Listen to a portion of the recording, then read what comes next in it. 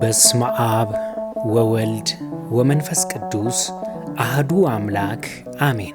ልጆች እንደምን ሰነበታችሁ? ደህና ናችሁ? አሜን። ይህችን ጊዜ ለሰጠን ቸር መሐሪና ሩኅሩኅ አባታችንና አምላካችን ቅዱስና ሕያው እግዚአብሔር ምስጋና ይድረሰው።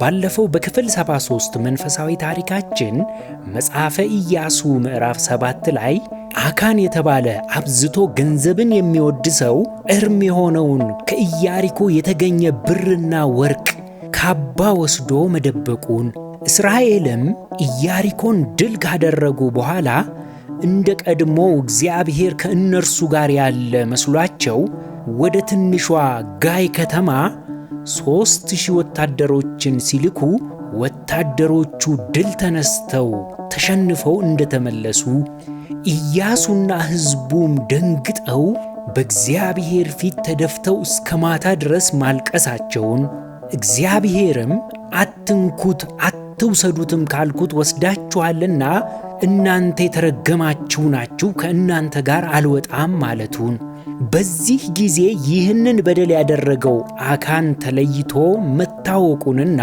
እርሱንና ያለውን ሁሉ እንደጠፋ ተመልክተን ነበር። በዛሬው መርሃ ግብራችን ደግሞ ቀጣዩን ክፍል የምናቀርብላችሁ ይሆናል።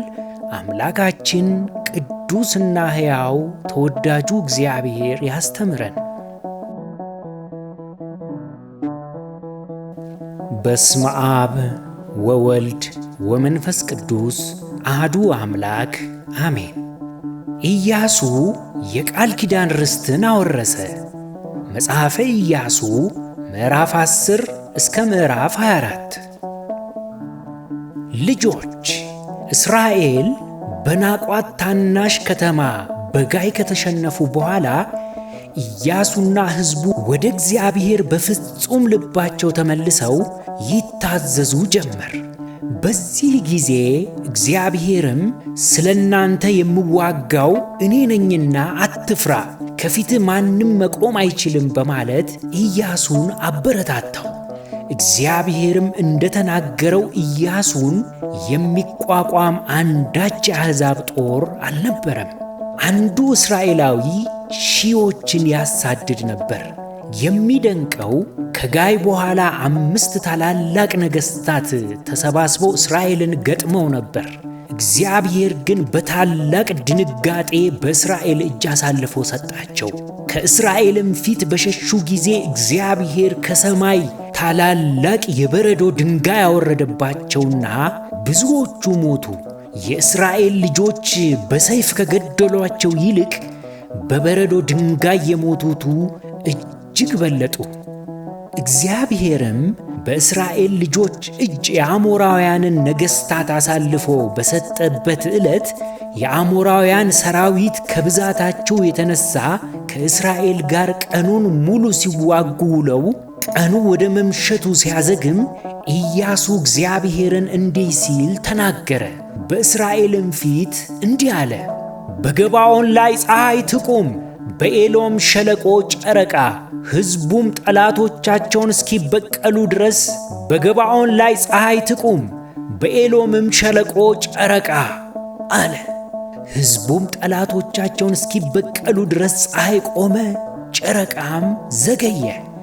ፀሐይም በሰማይ መካከል ዘገየ፣ 1 ቀንም ሙሉ ያህል ለመግባት አልቸኮለም።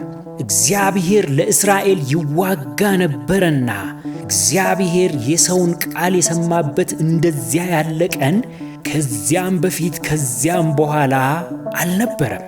ኢያሱም ዮርዳኖስን ከተሻገረ ጀምሮ በምድረ ከነዓን የነበሩ 31 ነገሥታትን አጥፍቶ እግዚአብሔር ለአባቶቻቸው የማለላቸውን ምድር ለእስራኤል አወረሰ።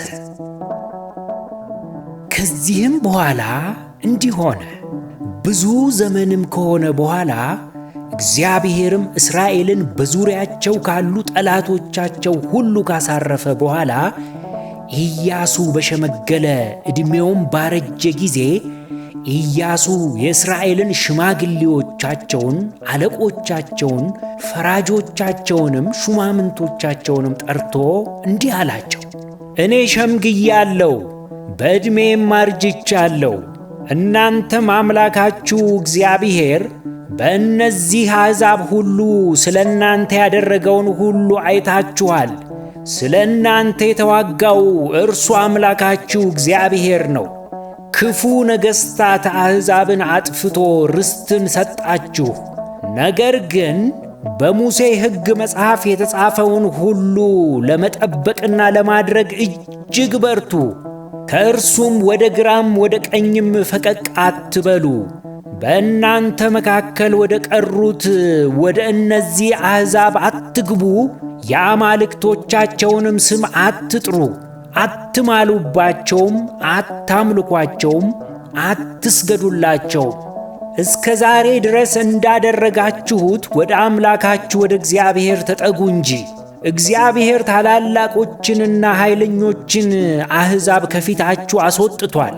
እስከ ዛሬም ድረስ ማንም ሊቋቋማችሁ አልቻለም። አምላካችሁ እግዚአብሔር እንደ ተናገራችሁ ስለ እናንተ የሚዋጋው እርሱ ነውና ከእናንተ አንዱ ሰው 1000 ሰውን ያሳድዳል። አምላካችሁን እግዚአብሔርን ትወዱት ዘንድ ለራሳችሁ እጅግ ተጠንቀቁ በማለት አስጠነቀቃቸው።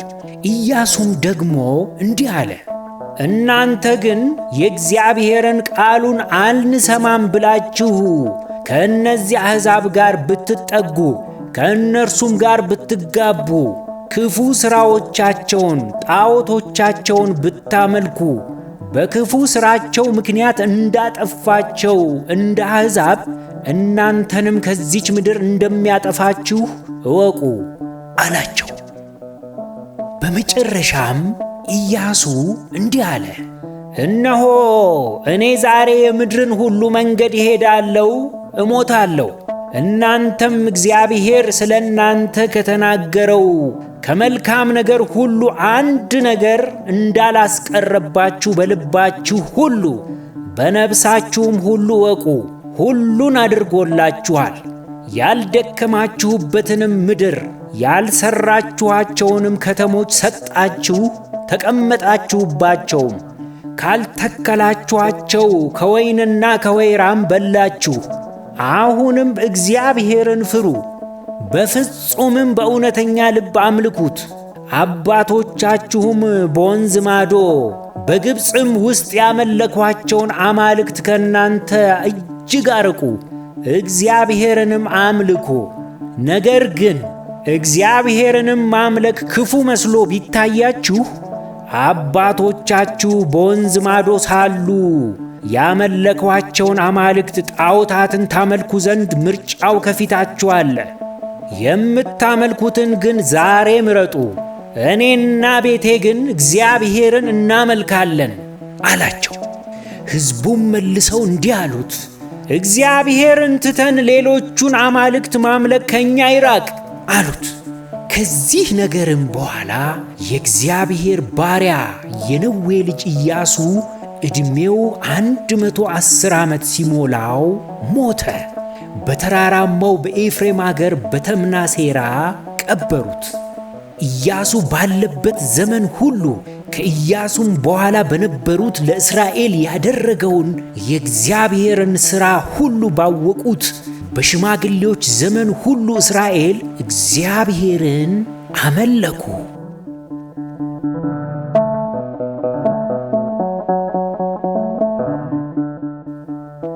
ልጆች፣ የሚገርም ታሪክ ነው አይደል? አዎ፣ እግዚአብሔር ለቃሉ የታመነ ነው።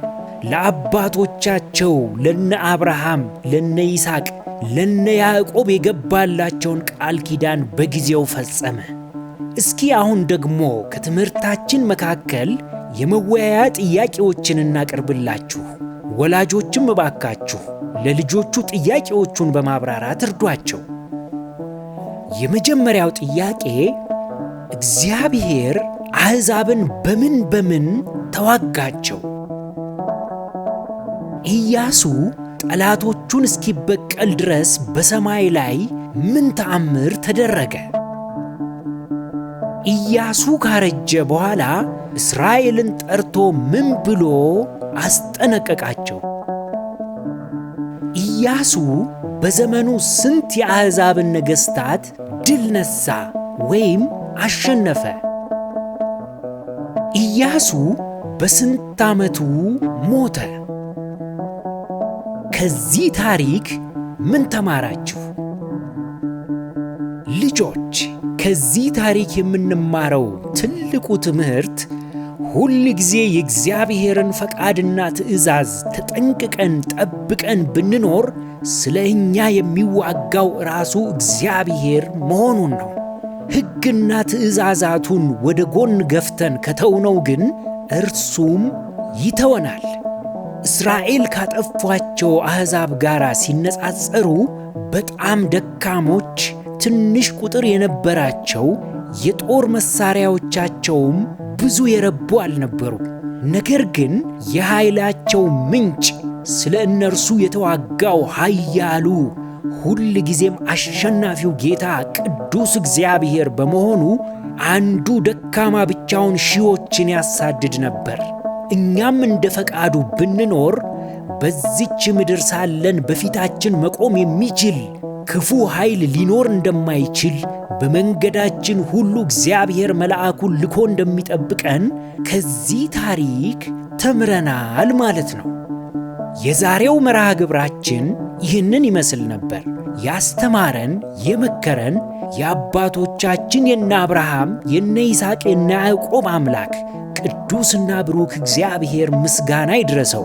የእግዚአብሔር ቸርነት፣ የእመቤታችን የቅድስት ድንግል ማርያም ማላጅነት፣ የጻድቃን የቅዱሳኑ ሁሉ ተራዳይነታቸው አይለየን። ወስብሐት ለእግዚአብሔር።